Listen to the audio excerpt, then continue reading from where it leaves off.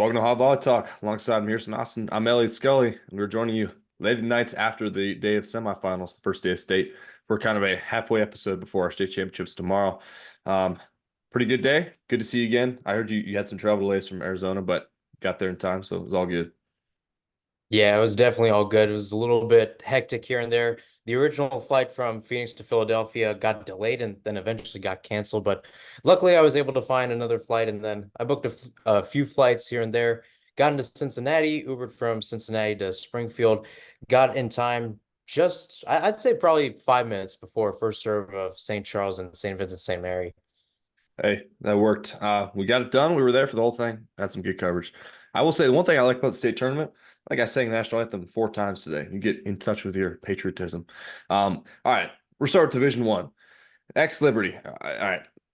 I know I hyped this one up. This was not the greatest match of all time. All right. I think that was a misspoke. I think that was me getting excited on Instagram. What I do think this was still, I think this was a very, very high concentration of talent, higher than anything we've ever seen before. I do think that's true still. But let's break down the match first. Um, Andrew Berkemeyer really early on missed some points due to injury. He like rolled his ankle or something like that, came out, they retaped it, and he came back in. And Liberty ended up killing him that first set.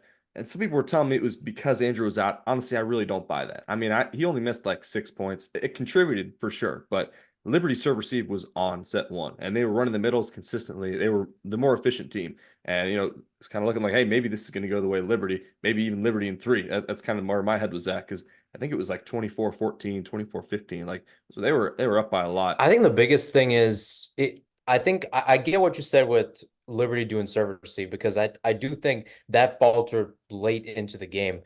I do think though, Andrew missing just those first 6, 7 points or so, or just being out early, put Liberty at an advantage because St. X was out of system, right? You're putting Andrew Berkemeyer out and you're bringing a sophomore DS and Luke Source in. You're not getting that sort of person you want to try to get in towards the attack. And don't get me wrong, Luke Source is a great guy, but he's a great guy and he's brought on as a serving specialist, right? You need the cards to work in your way, and it usually happens towards the end of sets, not the beginning. And I think the other thing was because Ferris took that timeout early on, he couldn't use that second timeout until later. And it really was more or less like St. X, I think because of when that injury happened and how it affected them, they knew that, all right, first set, even though they did make a pretty good rally towards the end of it, they knew the first set was not theirs. Yeah, well, speaking of that rally, I mean they fended off like 5 Liberty set points or something. I think helped them build momentum later for the match. That set finished 25-19. I hear what you're saying. I don't think it's fair to place that all on Andrew Berkmeyer being out for a few points. I mean, I get it. But Liberty was up by like 4 before he was even hurt, right? I mean, they were the ones they started out hot. They were owning the match early on. I don't know. I really think that it was Jay Cook and Jack Torson getting to play in the middle early on and swing on balls that really got them up early. But I mean, after that, X just came out and dominated. I mean, nothing like we were expecting at all. I mean, like we said, serve receive. I think Liberty kind of wasn't as good, but it was really just X's offense. I mean, it just got to a point where you're like, all right, if it's going to Joe or if it's going to Brady or if it's going to Andrew, it's a kill. I mean, Aiden Berkmeyer played great, getting the ball everywhere, had some great dumps, went straight down. That was awesome. But I mean, the X made them look silly. It was ridiculous. It was unlike anything I was expecting. And honestly, people were telling me like, "Oh, Liberty like broke down." I don't really think that's true. Honestly, I didn't think that Liberty was erring or doing anything bad. I mean, like Liberty Moeller, right? A couple years ago, like that was a breakdown for Moeller that then they recovered from. This was like Liberty wasn't doing anything badly. They were playing fine. It was just every time the ball was set, it was a kill for X. I don't know. It's a crazy match. Yeah, I definitely say crazy match, but I think just looking at the stats in general, and it kind of sort of backs up my point on what I said about Andrew, is the fact that when you have all of your weapons available, it makes it a little bit tougher, right? You can get Andrew out to the pin, you can get Joe out to the pin, you got Brady down the middle, and then of course Aiden Berkemeyer as well. And you and I were talking about this during the game, and I've seen a lot of St. X setters come in, and keep in mind my history of covering St. X volleyball goes back to around 2021. So Ben Carmesino, Mike Harmeyer, Thomas Tran. And then you put Aiden Berkemeyer amongst those guys. I mean, I think the only guy in St. X history, I'd say that can kind of go neck for neck with Aiden Berkemeyer's, maybe Leo Kastner back in 2019, the last time St. X won state. But looking at Aiden's performance today, it was just unbelievable, man. He was getting his sets out. And I think the bigger thing was he was getting the setters dumps, he was getting the kills. He was being the quarterback of the offense, right? He was being very dynamic and he was finding different ways to get points in general. And that's why I was like, wow, he is the catalyst of this whole thing. I think Joe Taggart being back in this matchup definitely helped out St. X. I think Andrew Berkemeyer coming back definitely helped him out as well. And of course, Brady Jones down the middle was just a threat later on. But I do feel that I think Aiden Berkemeyer was that guy today for St. X, right? And we talked about it, and I talked to the ESPX guys about it before the game, where it was like we needed one person to show out, one person to make the plays that everybody in those stands at Pam Evans Smith Arena could say, all right, St. X has the upper hand. And I think in that case, it was Aiden Berkemeyer. Yeah. Talking about Joe Taggart, he's a sophomore, right? I think there's a pretty good shot he's our player of the year next couple of years. I mean, I think you got to look at who's on the other side. Liberty is not a bad team at all. I mean, part of what I said about this being like the greatest matchup of all time or like most competitive of all time, like I would put this Liberty team up against anyone else in the history of Ohio boys volleyball, and I think they're the better team almost always. But I mean, you had the player of the year, you had Jack Torson, Jay Cook, both like top 5 middles in the state. Austin Mallory's probably the best libero in the state. Connor Severson, second best, maybe only the Aiden Berkemeyer. I mean, this is a fantastic Liberty team that they just demolished. I mean, unlike anything I've ever seen, I was not expecting that at all. It's going to be crazy to see them play in the championship tomorrow. But looking at their opponent, we saw a semifinal between Darby and Ignatius. Now, we didn't really mention this earlier on in the playoffs, but Patrick Malley's been out for a while. So Andrew Braby was filling in at setter. I mean, it's always tough to lose your starting setter, but I thought Andrew was playing awesome. I mean, I think most people, if you didn't tell them the setter was out, they wouldn't have known. I think back to when we interviewed Coach Dom last year because we did see Jack Reagan get the start and we saw Andrew Broby get the start last year. Both of them freshmen, their first game in the St. Ignatius Wildcat jersey. And they did a pretty good job in that game to start off 2023. They did a great job today as well. It just shows that even though Coach Dom has a lot of this youth in general, these guys are mature. These guys are ready to take the step forward. And you and I talked about the fact that there's so many sophomores showing out at these tournaments and are ready to make a name for themselves and ready to make a name for their team.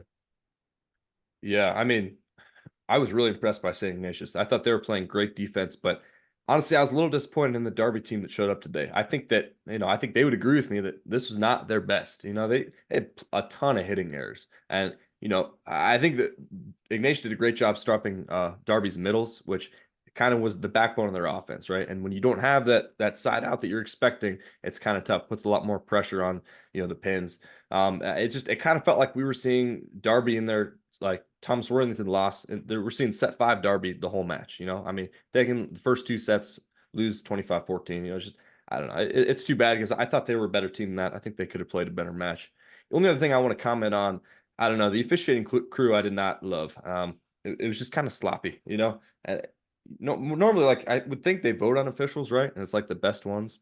It didn't decide the match or anything, but like we had a line judge like, it was a block out of bounds, puts up the touch out sign, and then that sparks like a 2-minute conversation. Like it's just not good. Like we know we could be better. We have better guys out there than the ones that were out there today. But I don't know. Again, it didn't really affect the match. So we'll see Ignatius versus St. X tomorrow. I mean, that'll be a great match. Honestly, though, I mean, the way St. X is playing, man, I thought Liberty was the team to beat them. I don't think there's any way that St. X doesn't win tomorrow. I like X in 3. What do you got?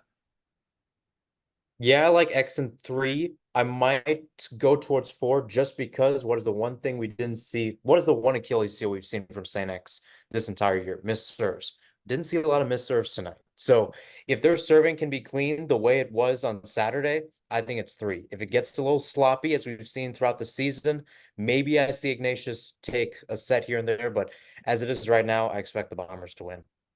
Yeah, it should be a good matchup. I think Ignatius will keep it competitive, but I think this is the Bombers' year. Looking over at Division 2, we've got St. Mary versus St. Charles was our first semifinal. I mean, the Irish, they're really good at starting off hot in these playoff matches. We saw it last year in that Division 2 championship against DeSales. I kind of expected DeSales to sweep them, but then St. Vincent St. Mary came out and won the first set. It was almost that same kind of deal. They were up majority of that first set. But they had a couple of rotational errors. They had some serve receive issues, and St. Charles, just the more powerful team, had some errors, but were able to get that first set done 25-23. And then it seemed like they kind of locked in after that. Yeah, and I think the biggest thing is that STVM, in my opinion, they had the energy there. And I don't know about you, but it felt like that St. Charles STVM match, I think from both sides, was more energetic than last year's Division Two final, from the way I saw it. The fact that both of the teams, both the players, coaches, fans, just came out and were just energetic to the game. And it was the case with STVM. It was the case with St. Charles once they responded. I think the biggest thing I'll say with the Irish, though, is they had a few missed opportunities, right? They had some chances in the first set where they were trying to get towards that lead, but they missed maybe 2 or 3 points or so off of rotation errors. And then it was the same in the third set, too, where maybe you can make a defensive stop, but maybe there's some mistakes here and there, right? And those are avoidable mistakes for Logan Jennings' side. So this was a game that could have easily gone to extra sets, but nonetheless, credit to the Cardinals. The way they played in that second set, we were looking at each other saying, there's really no team that can beat them. And credit to McNick and what they've done, but it's an uphill battle for the Rockets taking on a team like the Cardinals.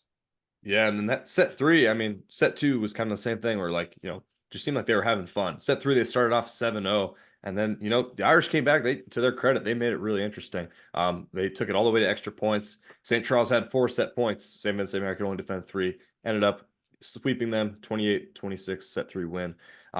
I will say, I don't know if the way St. Charles played today will get it done against McNick. I think there's another level they can get to that they didn't reach today. But if they play how they played today against McNick, I don't think it's going to work. Speaking of McNick, we saw them play Independence. Not a whole lot to comment on there. I mean, it was a pretty easy sweep for McNick. I will say I like Independence's libero, Sonny Sears, a lot. He's a sophomore. Overall, I thought they were a scrappy team, and they made it close and more interesting than that they maybe could have, maybe some of the other teams in the region. So credit to them. Second straight appearance in the state tournament in their second year as a program. So that's always good.